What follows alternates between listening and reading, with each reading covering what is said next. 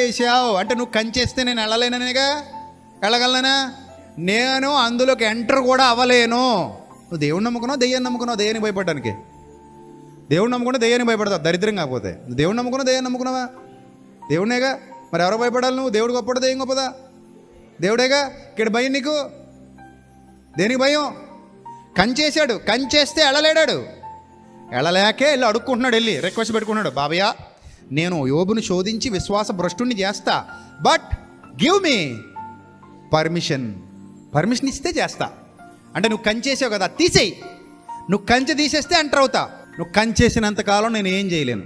సరే కంచె తీస్తాను కానీ ప్రాణం కానీ ముట్టుకున్న పచ్చడైపోతావు బిడ్డ అని చెప్పాడు. పచ్చడైపోతావు, జాగ్రత్త. అయ్యి బాబాయ్, మీ అనుమతి లేకుండా ప్రాణాలు ముట్టుకోవడమే. సో కాబట్టి ఇప్పుడు సాతాన్ అనేవాడి బలగం ఎవరంటే మనమే, మనుషులు. ఎలాగా? దేవుని పిల్లలు వాడికి సపోర్ట్ ఇవ్వడం మొదలుపెట్టారు. అందుకే యేసుప్రభువు అన్నారు, మీరు మీ తండ్రి యగు అపవాది సంబంధులు. దేవుని పిల్లలు వాడికి సపోర్ట్ ఇవ్వడం మొదలుపెట్టారు, అపవాదికి. ఎప్పుడైతే దేవుని పిల్లలు అపవాదికి సపోర్ట్ ఇవ్వడం మొదలుపెట్టారో వాడి బలం పెరిగిపోయింది. ప్రభు కూడా ఈ లోకాధికారి వచ్చిచున్నాడు అన్నాడు. అపరాధముల చేత పాపముల చేత చచ్చిన వారై ఉండగా చచ్చిన స్థితిలో ఉన్నారు మీరు అంటాడు.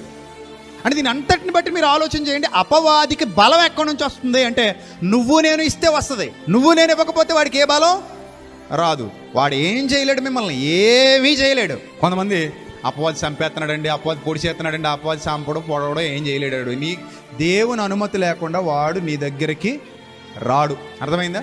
నీ దగ్గర రాలేడు. నువ్వు స్థిరమైన విశ్వాసి అనుకో, నిజమైన విశ్వాసి అనుకో, కనీసం నేను టచ్ కూడా చేయడు. ఒకవేళ వచ్చినా నువ్వు అలాగే బలంగా నిలబడ్డావు అనుకో, సిగ్గుపడి పారిపోతాడు. అందుకే అపవాదిని ఎదిరించండి, వాడు మీ వద్ద నుండి పారిపోతాడు అనంత తప్ప మిమ్మల్ని పరిగెత్తిస్తాడని లేదు. అంటే ఒక మాట చెప్తాను, మీకు బాగా అర్థం చేసుకోండి. మనం పరిగెత్తిస్తే పరిగెత్తి పారిపోయేవాడు ఎవడట? అపవాదట. అదొకసారి బాగా భూతత్వంలో చూడండి. నేను చెప్పే పాయింట్ని భూతత్వంలో చూడండి. ఏంటా పాయింట్? మనం